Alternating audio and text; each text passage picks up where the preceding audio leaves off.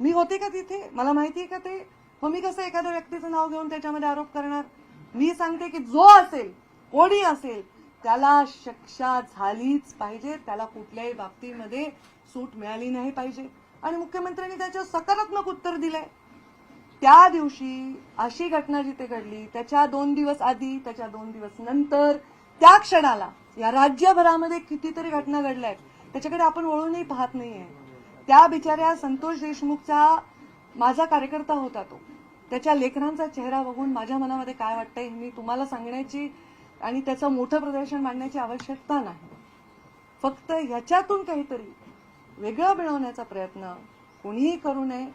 मी न बोलण्याचं काय कारण आहे सांगा? 5 वर्ष या राज्याच्या राजकारणातून मी बाहेर आहे. मी मध्य प्रदेशची प्रभारी आहे, साधी आमदार नाही, साधी जिल्हा परिषद सदस्य नाही. तर मी याच्यामध्ये काय उत्तर देऊ? कोण अधिकारी कोणाचे आहेत, कोण अधिकारी कुठून आलेत, हे मी आणलेत का?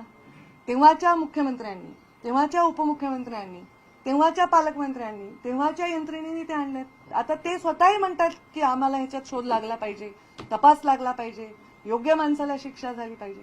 आता ह्याचा मी रोज ह्याचा उल्लेख करणं माझ्या राजकीय उंचीला अपेक्षित नाही. अरे तुम्ही पत्रकार आहेत, लोकशाहीचा चौथा स्तंभ आहे, तुम्ही जरा शांत सिव्हिलाइज वागा ना. मग लोक वागतील, तुम्ही असं नका करून दादा. मी तेच इथून पळून जायला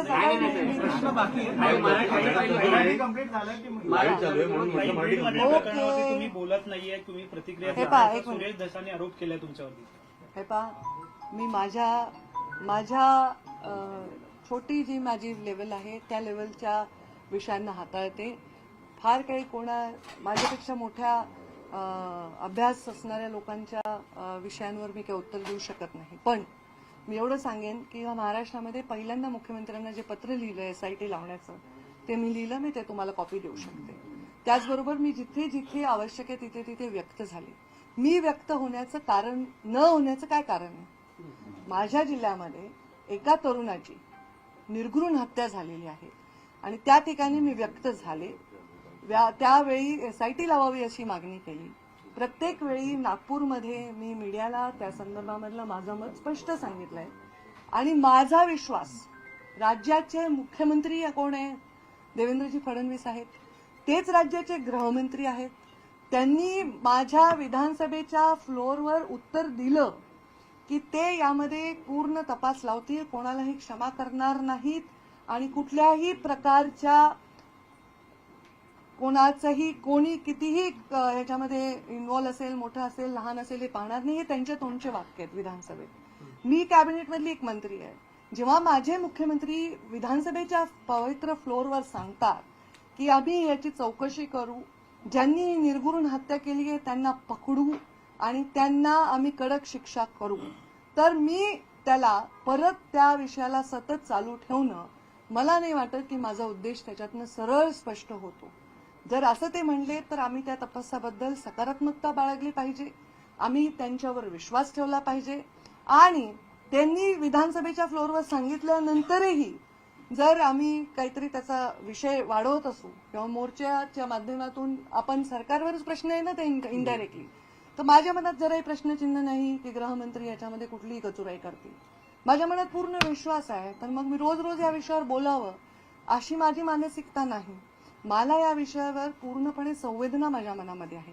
या विषयाला धरून मला इश्यू करायचा आहे हा माझा स्वभाव नाही. तुम्ही माझा राजकीय प्रवास पहा. गेल्या 22 वर्षामध्ये मी कधीही इश्यू बेस्ड काम करते आणि त्या इश्यूतनं काहीतरी काढायचं हा माझा हेतू नाही. माझ्या मुख्यमंत्र्यांनी जेव्हा शब्द दिलाय, माझ्या गृहमंत्र्यांनी जेव्हा शब्द दिलाय, त्यांनी शब्द दिल्यानंतरही आम्ही जर सारखे प्रश्न उभे करत असू तर आम्ही आमच्या नेतृत्वावर किंवा आमच्या राज्याच्या मुख्यमंत्र्यांवर इथे संशय घेण्यासारखं होईल. माझा पूर्ण विश्वास आहे ते याचा तपास लावतील आणि या तपासांती जे समोर येईल, मला वाटतं 2-3 लोक त्यातले पकडले गेले. आता ऑलरेडी ते सगळं झालेलं आहे. त्यामुळे अशा कुठल्याही गोष्टीत रोज मीडिया समोर येऊन बोलण्याची काय आवश्यकता आहे? जेव्हा मी एक भूमिका एकदा मांडली, रोज रोज त्याच भूमिकेला परत उगाळणं हे त्यांच्या दुःखाला उगाळण्यासारखं. त्यांच्या बाबतीत झालेल्या घटनेचा कुठेतरी आम्ही बाऊ करतोय आणि त्याला एक मंच तयार करून त्याच्यावर आम्ही आमचं व्यक्त करण्याचं साधन बनवतोय असं वाटतं. निर्घृण फक्त हत्या नसते, निर्घृण आपला व्यवहार सुद्धा असतो. एखाद्या परिवाराच्या बाबतीत एखादी वाईट घटना घडल्यानंतर त्याच्यातून पुन्हा आपण काहीतरी त्याच्यातून काही खाद्य मिळवत असू तर ते चुकीचं आहे आणि तो माझा स्वभाव नाही. म्हणून मी सतत या विषयावर बोलण्याची आवश्यकता मला वाटत नाही. मी जे बोलले ते तेव्हा बोलले, ते रेकॉर्डवर आहे आणि त्याच्यानंतर परत परत मी बोलायचं काही कारण नाही. तपास यंत्रणा तपास करत आहेत आणि मला माहिती नाही ना की ह्याच्यामध्ये कोण कोण आहे, तर मी कसं कोणाचं नाव घेऊन बोलू? हे योग्य आहे का? तुम्ही सांगा. तुम्हाला माहिती, तुम्ही विटनेस केलं, तुम्ही तिथे होतात. एखादी निर्घृण हत्या, एखादा पाशवी बलात्कार, ह्याला आय विटनेस असेल तर तो होऊ देईल का बरं? हे मी होते का तिथे? मला माहिती आहे का ते? मग मी कसं एखाद्या व्यक्तीचं नाव घेऊन त्याच्यामध्ये आरोप करणार?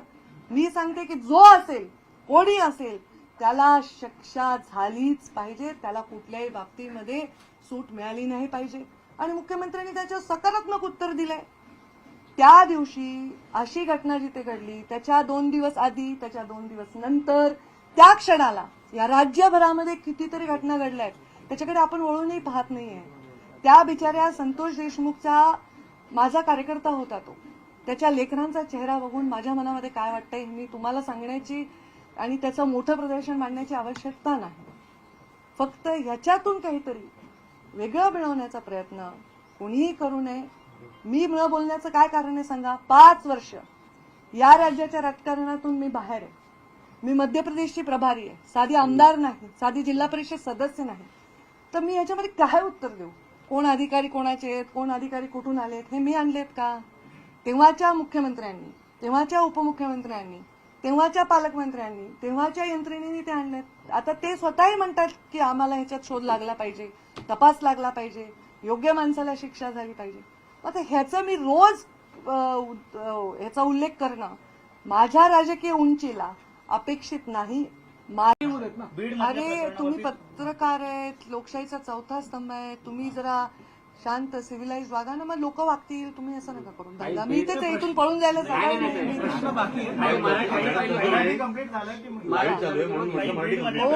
तुम्ही बोलत नाहीये, तुम्ही प्रतिक्रिया सुरेश दसाने आरोप केलाय तुमच्यावरती. हे पहा, मी माझ्या छोटी जी माझी लेवल आहे त्या लेवलच्या विषयांना हाताळते. फार काही माझ्यापेक्षा मोठ्या अभ्यास असणाऱ्या लोकांच्या विषयांवर मी काही उत्तर देऊ शकत नाही. पण मी एवढं सांगेन की महाराष्ट्रामध्ये पहिल्यांदा मुख्यमंत्र्यांना जे पत्र लिहिलं SIT लावण्याचं, ते मी लिहिलं. मी ते तुम्हाला कॉपी देऊ शकते. त्याचबरोबर मी जिथे जिथे आवश्यक आहे तिथे तिथे व्यक्त झाले. मी व्यक्त होण्याचं कारण, न होण्याचं काय कारण आहे?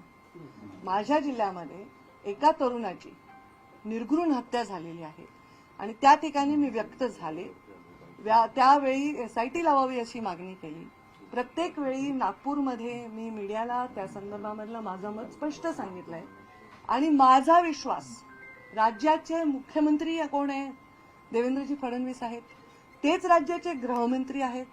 त्यांनी माझ्या विधानसभेच्या फ्लोअरवर उत्तर दिलं की ते यामध्ये पूर्ण तपास लावतील, कोणालाही क्षमा करणार नाहीत आणि कुठल्याही प्रकारच्या कोणाचंही कोणी कितीही ह्याच्यामध्ये इन्व्हॉल्व असेल, मोठं असेल, लहान असेल, हे पाहणार नाही. हे त्यांच्या तोंडचे वाक्य आहेत विधानसभेत.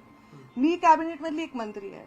जेव्हा माझे मुख्यमंत्री विधानसभेच्या पवित्र फ्लोअरवर सांगतात की आम्ही याची चौकशी करू, ज्यांनी निर्घृण हत्या केली आहे त्यांना पकडू आणि त्यांना आम्ही कडक शिक्षा करू, तर मी त्याला परत त्या विषयाला सतत चालू ठेवणं, मला नाही वाटत की माझा उद्देश त्याच्यातनं सरळ स्पष्ट होतो. जर असं ते म्हणले तर आम्ही त्या तपासाबद्दल सकारात्मकता बाळगली पाहिजे. आम्ही त्यांच्यावर विश्वास ठेवला पाहिजे.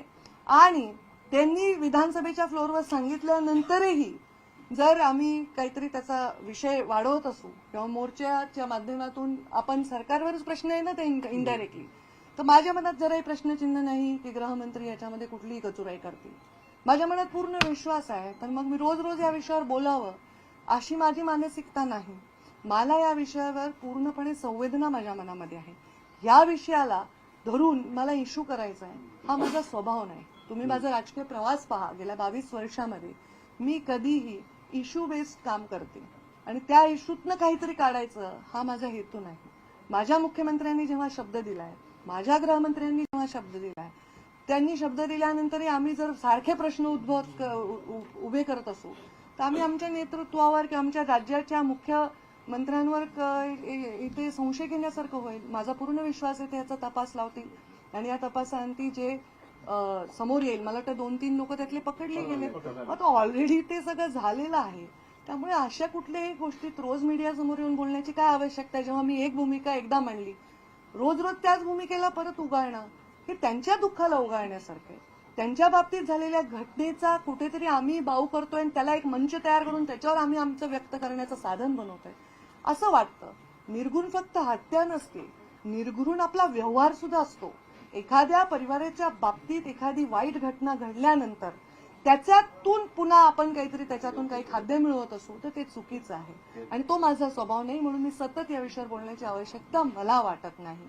मी जे बोलले ते तेव्हा बोलले, ते रेकॉर्डवर आहे आणि त्याच्यानंतर परत परत मी बोलायचं काही कारण नाही. तपास यंत्रणा तपास करत आहेत आणि मला माहिती नाही